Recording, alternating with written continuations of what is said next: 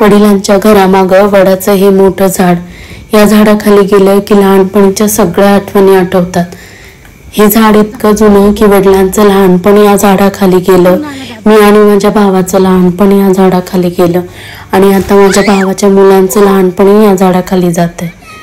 असं एकदाही नाही होत की मी माहेरी आले आणि या झाडाखाली नाही आले. शिवांश 2-3 दिवसापासून आजारी होता, म्हणून आजी त्याला आज घराबाहेर मुद्दाम खेळण्यासाठी घेऊन आली.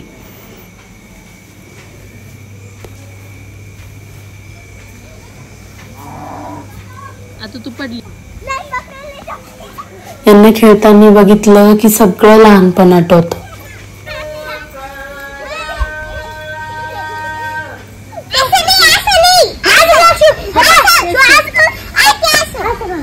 कर शिव दादा आरू सारखं. 1,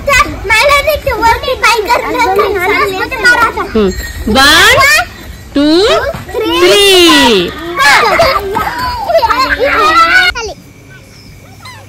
खेळून झालं की मग आजोबा घ्यायला येतात.